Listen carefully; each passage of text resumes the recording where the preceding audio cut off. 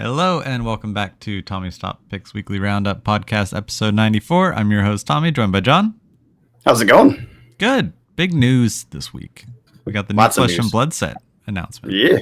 But we have a Magic the Gathering title. That's because our main topic today is going to be about our ramblings that John and I have been having off recording about just the way Magic is going. Yep. And what that could mean for the rest of the card games that depend on Magic doing relatively well.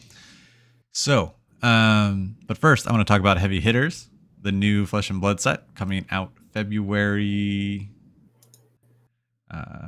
Something. February 2nd. February 2nd, 2024. Premieres in New Zealand, in Queenstown, January 19th to the 21st. They're doing the anniversarying. That's not what they called it, but you know what I mean. Yeah. The big anniversary celebration, which is cool. Mm-hmm. Yeah, it's been 4 years. Flesh and Blood has been around 4 years. 3 more years to go till the sacred 7-year we're around. Yep. So, very exciting. We're over halfway there, which is awesome. And this artwork has me super pumped because that arena looks awesome. Reminds you of World of Warcraft, doesn't it? Yes, it does. I know. I could tell. That's why I was like, why is he excited? And then I was like, nope, I know exactly why he's excited. It screams Orgrimmar. It screams World of Warcraft arena. And I spent many years just in the arena. Not going to raids, not going to dungeons, just in the arena. And also, this gives me hope that we may get a new warrior. Or maybe even Adult Kasai. Fingers crossed. Okay, I could see Adult Kasai because this is definitely like the Dusty Realm she's probably from, right? And I don't know about another leaving warrior. in Blitz soon. Yeah. So, well, I mean, another warrior is in like Adult Kasai would count as that other warrior, I guess. Okay. Yeah. Now, did you look at this art closely? Yeah, there's a king up there.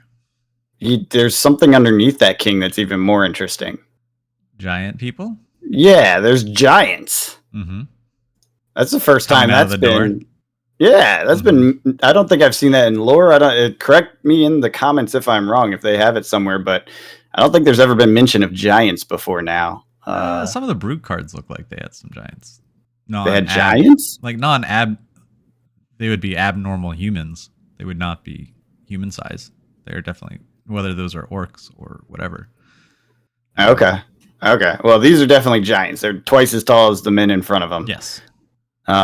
So giants, and Maybe it's called Minotaurs. Heavy Hitters. So we're gonna see brute stuff for sure, right?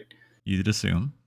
Anything that swings 6, right? Guardian, yeah, that's how I'm thinking about it. Anything that swings 6 and doesn't use magic to do it. The Guardian with the horns. Yeah. Oh, yeah. They should. That would be so good. Although we have been calling that for like 4 sets now. Yeah, but like imagine a draft set, right? This would be me crafting it. Yeah. Imagine a draft set with like Warrior, Brute, and Guardian. Yeah, I could get with that. Right? Yeah. I see that. That would be a fun set too. Right? You don't have to worry about magic. You don't have to worry about No just arcane. swinging and smashing and blocking. Yep. Yeah. I like it. I'm here for it. Yeah, that would be fun. Interesting. I like how they keep developing the products. Mm-hmm. It's just even though so I think most people think that Bright Light's kind of missed for them. But I did end up picking up a box. I haven't opened it yet though. Yeah, it's fun. Like it's one of those things where it's like, okay, maybe they missed on something with this, and I'm not sure what, but it's still cool that they tried, they experimented, they went down a path of all metrics, see how that plays. I feel like I love the themes. They do good themes. I don't know how else to describe it. In terms of opening it, playing it, I haven't drafted it yet, but I've been hearing really good things about the draft. Yeah, me too. Me too. I do want to draft it, but our shop doesn't seem to be doing draft. Maybe next week? Is it on the calendar? I thought it was not. Yeah, we'll check it. Yeah. Whatever. I definitely want to draft it though, especially since I missed freaking pre-release. Yeah, that was fun. Yeah. I did get to go to Flesh and Blood this week. I did make the armory for the first time in a month because all my work craziness is done. Yay. It was very exciting. 4 of us showed up. and we played Blitz, and it was only fun. 4 people. It was fun. It was so fun. We had a new player. Show up. It was his first time playing Flesh and Blood in person. Had only played on Felt Table. Oh, okay, cool. Mm-hmm.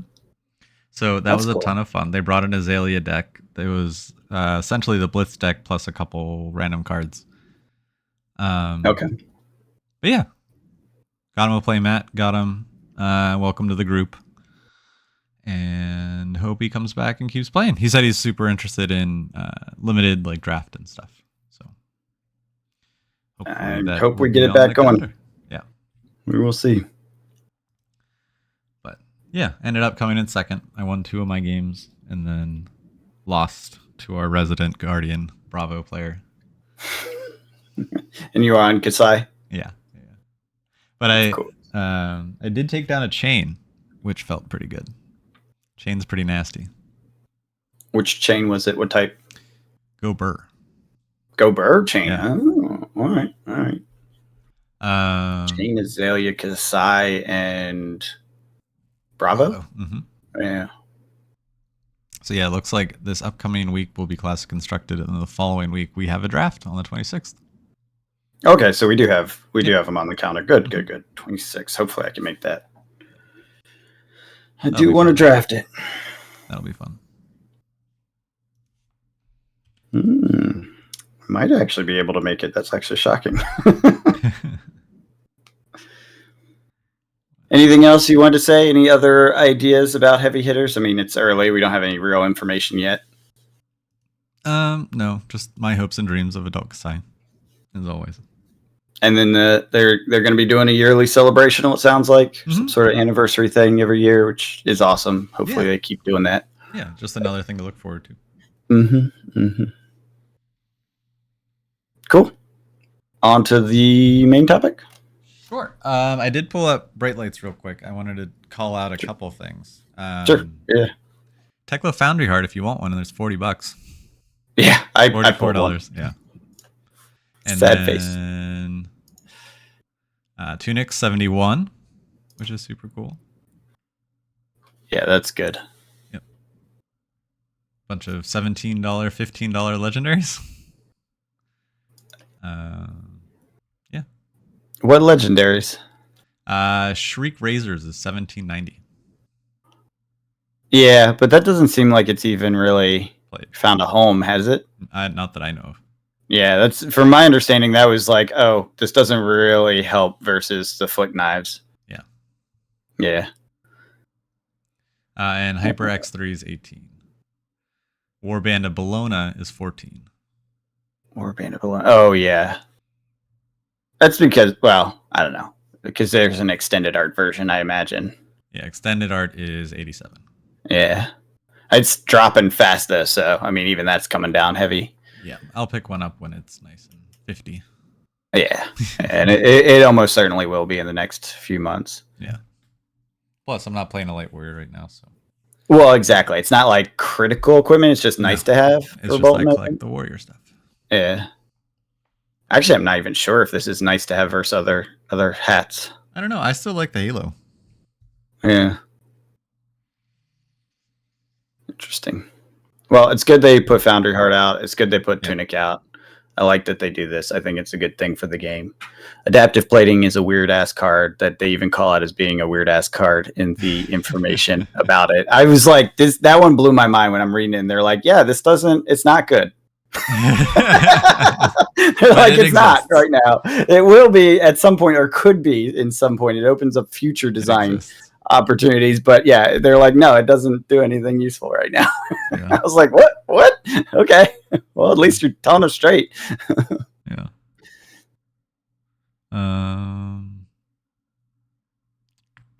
What do you think about cards? You've gotten your hands on some? I finally did, so I have some new opinions. Do you have any new opinions or thoughts on the cards themselves? Not anything new since pre-release. From the pre-release, okay. I was blown away by the foils. Yeah. Yeah. I did not know they did the foils differently this time. Foils like, they're way better. Like, way better. No one said anything about it on Twitter or anywhere. I didn't see anyone talking about it. But yeah, it's like cold foil, but not cold foil. Yeah. Yeah, they like did the thing they do with cold foil, but with normal foiling that's colored matched and not rainbow like overlay. You know what I mean? Like I was like, whoa, this is very different, which is cool. I love it. Yeah. Very good foiling. Still disappointed about the Marvels, but I guess I can forgive them. They did put in the Teklo Marvel. I finally saw a picture of that. Oh, nice. Yeah, the Teklo Vossen is they have a full art version of it. Sweet. Yeah, which I did not realize. But I'm glad that exists. I probably won't get it because it's probably going to be that $600 card. But the Ultron, it's yeah, 500. Yeah, 500 right now. Yeah, I figured it. That's. I was like, it's going to rest in the same place all those other ones do. I get what card this is. Yeah, and I have no reason to get into that unless I build that deck and just fall in love with them. But yeah. Only 3 have sold so far. Sure, yeah, it won't sell fast. But there's only 10 listings. Yeah, I mean it's just like every other one of the big cards. The Emperor, the Levia, it's gonna act the exact same way. Or maybe the Angel's probably better than the Emperor as far as a comparable. Yeah, that would make more sense. Yeah. But I opened up some Baldur's Gate draft last night. That's random. Why? What? Jillian and I were talking, and she was just finished. She finished up Baldur's Gate 3 today.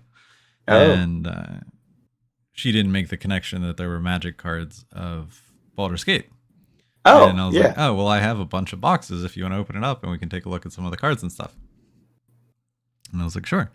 So we did that last night, and we ended up opening like $90-something worth out of just a couple rares. It was pretty good. Yeah, the EV on that's actually not bad from what I've heard. Now, I've not done the math. I have not looked at it in depth, but we did hit a bunch of the dual lands. The key things, yeah. Rudy's mentioned that, how it's like its value actually is held up versus other products. Yeah. And I'm assuming it's because of the EV. They're good in different formats and whatnot. Yeah. I thought it was a fun experience too when we did that draft with it, but that's probably a little played by this point. I think people would be sick of it by now. But I don't know. It'll come back. Always. That's a good thing about it. Assuming Magic doesn't die, which I don't think it will. No. There'll be a nostalgia for that 5 years from now, whatever. Right. But will that nostalgia be rekindled on the kitchen table? That's a very good question. Segways. How do they work? So what do you think? What do you think? What are you seeing? What brought this topic as the main topic for you? A couple things. So one, I know it's not an easy time being an LGS right now. Nope, there are definitely not. A lot of trap holes and a lot of products that you just break even on, or if you're lucky. Yeah, if you're lucky. So very thin margins. It's not but it's never, I don't think it ever was really like a career or something you did to get rich. It was more so to spread the love of the hobbies, right? Yeah, I would agree with that. The concept historically was that your retirement fund was the cardboard on your shelves. Right. Which means you weren't putting money into a retirement fund. Correct. So, yes. But it's just one of those things where with the economy, and you've talked about it in your market updates, just about how things are not going great. And a lot of people will cut hobbies first before, it just makes sense. You're not going to cut groceries before you cut hobbies. Correct. So, and I feel like with hobbies, if I can't go all in like I usually do, I'm not going to do it at all. Or I'm looking for the best deal, and your LGS probably isn't the best deal. True. Yeah, when you try to scrape by, you go for the cheapest version, which may be Amazon. Correct. Which it was for a long time on the new Magic set, but then that was a mistake and corrected. Yeah, although so there's some conversation around that. Was it a mistake that they caught, or was it a mistake that people told Rudy made content, and because thousands of people watch. Yeah, some people pay attention from WotC to Rudy's content, they fixed it. Like, what had happened if he never made that video?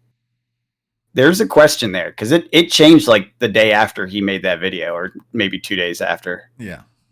So, and it had been that way for weeks. Yeah. So I don't know. That's wild. That is a big, like, screw up for a long period. Well, sure. And is Amazon going to honor all those? I'd assume so. Yeah. For Prime members, I think they have to. That's so. So Amazon just lost a lot of money. Now the question is, whose fault was it? Actually, it was probably Amazon's fault. I'm guessing that it was an internal mess up, but it's hard to say for sure because it was priced around how Amazon usually prices pre-orders for a normal draft box, which is usually right. Like $135. Yeah, which makes me feel like the people doing the data entry didn't realize, it was a special set. Yeah. So it's crazy though, right? Mm-hmm. Yeah, and so my question is, through this next downtrend, or the downtrend that we're currently riding, how many stores do we lose? And then all of those stores lost are less places that can host all these games that we love. Yeah. It's already happening. I mean, our store has thrown some sales out there and basically made it clear that, it's hard times for them now. And I've seen it online on a ton of other stores, and I've seen hearing about a ton of stores or people losing their stores. Yeah, it's a thing. It's really happening. And when that happens, all these other games become absolutely non-viable, and Magic goes to the kitchen table, ? Right, and so because they already have that set up through Amazon, right? That's kind of like their fail-safe, I think, is the kitchen table. And they're starting to realize that they may not need the LGSs. And if Hasbro goes completely, the cow is being milked dry, but that's through this method. What can they do through, if they just did Amazon, or they just did Amazon and big box stores, that kind of stuff? Yeah. But then how does the secondary market function? I feel like you lose a lot of the secondary market functionality if you lose stores, too many stores. Do they care about secondary market? Yes. Are you sure? Because they keep reprinting everything. Right. And what do they keep reprinting? The things that go up in the secondary market, so that they can charge the premium boxes for these premium master sets. Right? And that's what justifies the higher cost, because there's better cards. Right? I mean, historically, I agree with you, but if you're changing your model, like say this is a 5-year plan that's been underway for 2. Sure. If you're changing your model to cut out the distributors, cut out the LGSs, and it's probably the distributors they're most interested in cutting out because they'll consume their margin, the distributor's margin, right? And so they'll get that, and Amazon gets the LGS's margin, and they're okay with that, right? So two sides, meet in the middle and consume the other middle players that are out there. How much do you care about the secondary market versus releasing the next IP? Oh yeah, those two don't compare. You're correct. That's what I mean. I'm just saying, I think they're building the IP engine up so that the hype isn't about the cards themselves. No, the game is bled into, like, most people have had some exposure to Magic, whether it's a friend or them themselves. Most people are at least one person away from knowing how to play Magic. Yeah. How many games can say that? Not many. It's big. And so I don't know that they need to worry about the secondary market and that being the hype thing. Yeah, maybe they do that for the extreme hobbyists, you know what I mean? Like they have a product line that's extreme hobbyist. They'll call master sets or whatever. Just, go with it. And it's essentially for those people that obsess over power creep in CEDH and stuff. You know what I mean? Like it's built around that concept, but doesn't necessarily worry about the secondary market anymore. And everything's game pieces. And it's just a matter of how obsessed you are with the power and how it works. And you know what I mean? Or the IP that, makes your deck really freaking hilarious. Yeah. Right. Or fun, or whatever you want to make it. Right. I mean, it's kind of like the Lego model, right? Like how many people actually buy the Legos? compared to, now I know a bunch of people do, but a bunch of people buy the Magic sets. But the most people buy like the Star Wars Legos or for sure. The theme stuff is all the rage. Yeah, for sure. So. Yep. And if they're shifting to that model, there's really no worry about secondary market because you just print the next cool IP or revisit the IP again, Yeah. And then you can even go in depth on card mechanics within consistent lines. So like imagine a Lord of the Rings set 4 years from now that specifically ties into cards from this set. Yeah. Right. Volume 2. Yeah, exactly. Like White Schwartz does with all their exactly. Volume. Yeah. And then do you really care? In Amazon's your main distribution point, stores don't exist or doing their own thing a different way if they do exist. I don't know. It's a dark future. I don't like this future. I did stop in, so I could see a future where the LGS as we know it now just has to evolve. So that's what I think needs to happen. Yeah, tell me how. So when I went out this weekend, we stumbled upon this board game cafe, and it had like you could buy Magic packs there. You could just show up with a couple of friends and draft because they have packs there, or they have a bunch of board games, or then you get food and you get drinks. Like it's a bar, and just other ways to make money besides like you make money, you bring people in with that, but that's not really where you're making your money. You're making money on the food and stuff. It's an interesting idea. Food doesn't tend to make money, but alcohol would. Yeah, so then you do a bar and games. Yeah, but then you could do that. I think I know you can't do Pokemon then. Why is that? Because I think to sell Pokemon cards you can't sell alcohol. Really? That's the thing. Yeah, I think it is. I appreciate that. That's the thing. Like that's good on them. Like they definitely have a list of rules of things that you can't have in your store if you're selling Pokemon. I didn't know that. That's wild and makes sense. And again, good on them because that's like, we have kids. Yeah, exactly. Yeah, but I would assume Magic doesn't because the store was like they had like a sticker on the front door with like the Lord of the Rings and like packs available inside. I'm 90% sure it doesn't. Because bars and Magic have not that is not a new concept. Put it that way. Right. No, but I think stores will need to evolve. Like the model of order the next set, sell the next set, order the next set, sell the next set. It's gonna have to be more creative. Yeah. And just the amount of like maybe stores don't decline, but the amount of stores that host events decline. Because then you're in a smaller space, you can afford that, but you can't afford a whole play space. I don't know, man. I have a hard time imagining this works if it's just kitchen table. Magic at all? Yeah. If it's just kitchen table. But then you have, so what if it's kitchen table and the big events that they throw? Like big tournaments that maybe. I guess with Arena, though, you don't really care, right? Right. Because it's like, it's so hard. Yeah, Arena's a whole other function. I'm just talking about. Yeah. If you throw an Arena that does solve a bit of what I was thinking doesn't work, because I'm like, you don't like, okay, you can have big tournaments, but unless you have a group in a house that's like sponsored and paid to do this, for the tournaments, then getting people together to play enough to be viable in a tournament is difficult. But then you think about Arena and the ability to play online and practice online, at least some. Yeah, and find someone to play against in seconds. Yeah. Whenever you're free. Eesh. I still don't like this future. I like my game stores. Damn I'm not saying I like it. I know. I'm not saying you do either. I'm just saying it's like it's spooky season. It's spooky season. We got to talk about spooky things. The ghost of future LGSs. No. Oh, maybe that should be the title. Ghost of future LGS. Ghost of future. No, that's too grim. It is. Yeah,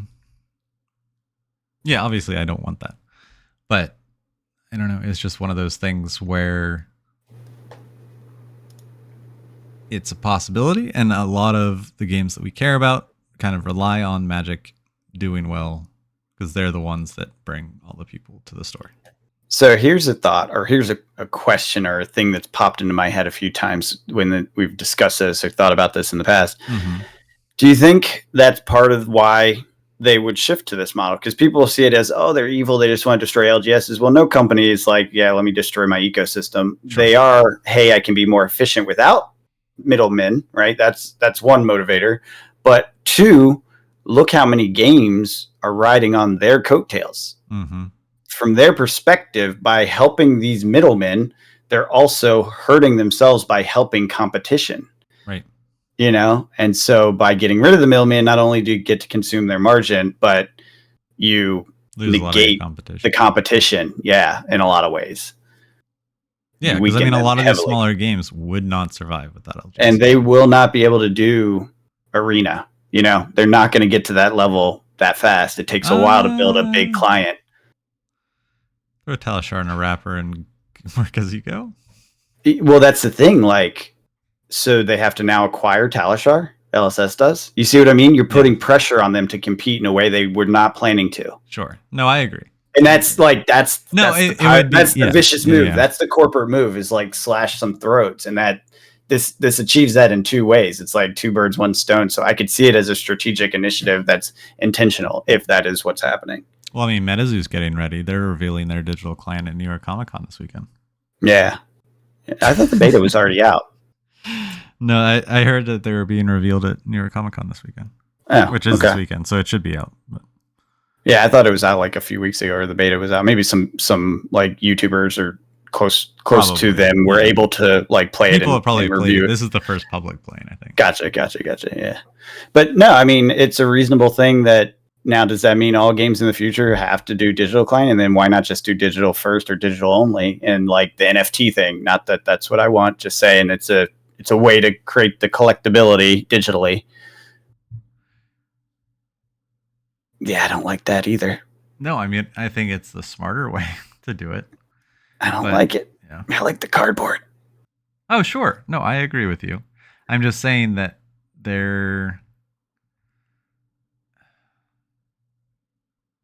if I were to make a trading card game, I would make a digital version first. Really? Yeah. Then why ever go to print if you make a successful digital card game? Right. So you hate cardboard? Is that what you're saying? No, so it sounds like. No. I'm just messing with you. I wouldn't make one. If I made a card game, I would just do digital.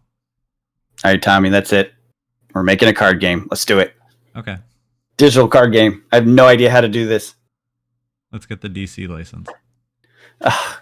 Why do you go straight to licensing? What are we talking about? What's working for Magic? What's working for Lorcana? Oh, but good God. Let's design a game that's fun and functional before we worry about the IP. You said DC's cheap? Yeah, everyone hates them. It's not that cheap. I love them. But. Oh, Tommy. You're so funny. I mean, right.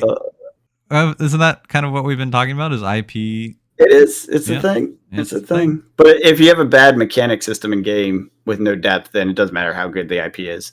Right, and we have us making it, so there's no doubt that that won't happen.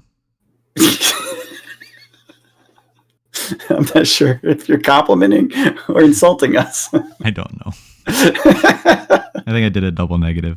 You did. That's why I'm confused as to where you were trying to land on that one. As in, it's not going to be great. Yeah, okay, gotcha. Otherwise, we have to hire someone smarter to actually make it. Yeah. What, you don't think we'd make an awesome card game? How good do you think ChatGPT is at making a card game? Do you think they I like it. Hey, stop. You're giving everyone our secrets. All right, we're going to restart this episode. Don't go out there and steal this idea, people. Good luck. Brilliant. Good luck.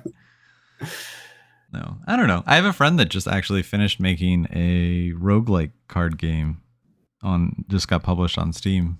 It's about a little slime, and your deck gets built as you go, kind of a thing. That's fun. Yeah. I need to try it out still, but Look good. That's how hard it is to get games accepted. And another friend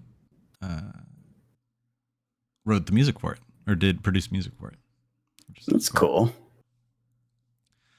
But yeah, no, I think that's the thing. And like you were saying, is time.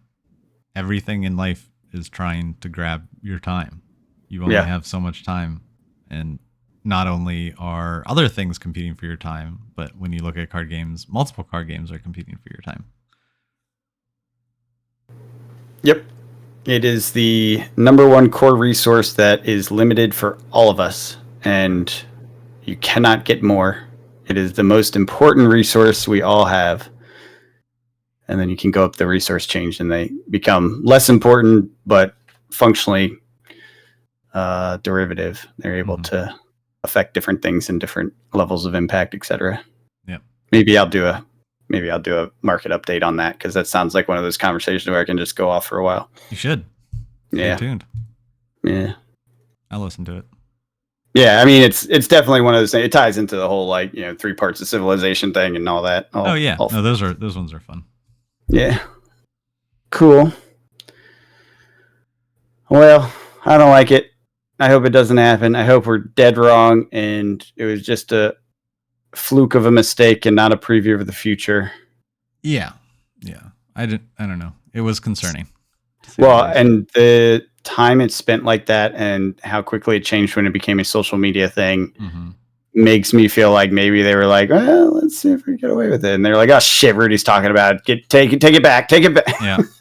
Because it's not like they had it on sale or anything for that. It wasn't. Price. It was just that was the price. Yeah. I don't know. That, although I guess there were some stores that were kind of excited about it being at that price because it meant the prices were reverting back. Right. To pre inflation numbers, which would be good for shops, I think, because I think that's part of where they're struggling is the prices are too high for them to make a reasonable margin before they were kind of comfortable and doable. So I don't know. There's two sides to every coin, and we are just speculating here. Oh, sure. But speaking of time and limited, I finished painting the core set for Star Wars Shatterpoint. The core set. Yes. I thought you said corset. Like, yes, the corset. The corset that squeezes your ribs in? Yeah. And you painted it? I was like, I painted it like Star Wars. I was like, what? No, I finished all the characters and I got the base coat down on the terrain. So it is ready for us to play. Awesome. When are we playing? We shall find a date after we get off the podcast. Yeah, it'll take some time. Yeah. I know we're both really busy right now. It's holiday season. We're done for. So that'll give me time to finish up the terrain and maybe do a couple of the expansion packs. Because there was one of the little things I do like to do whenever Amazon Prime Day happens, I go to all the smaller websites and they have better deals. Interesting. On those days. And Miniature Market was having a sale on Shatterpoint stuff where everything was like 50 or 60% off. Tommy, how much Shatterpoint stuff do you have now? All of it. I have all of it. Tommy. Yes. Are you okay? Yeah, no, I'm fine. See, here's a cost comparison, right? How much cheaper this is than cards. I could have bought a case of bright lights and put it on my shelf. Yeah. Or I could have spent $50 less and gotten everything for Shatterpoint.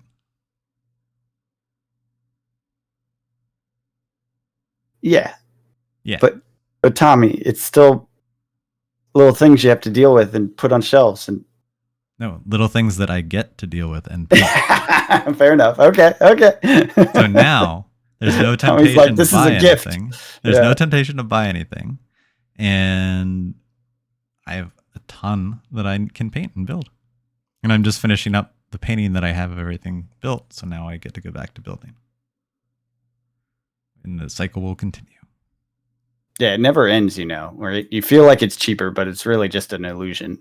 Oh, absolutely. Yeah, till January when the new stuff comes out. Yeah, I was going to say, there's going to be another set. There's going to be another thing. They're going to have you do other stuff. They got Ewoks coming. like Endor Leia with the Ewoks, and they got Mando and Grogu coming. Yeah, that's fun. That's fun. Yeah, it's gonna be a blast.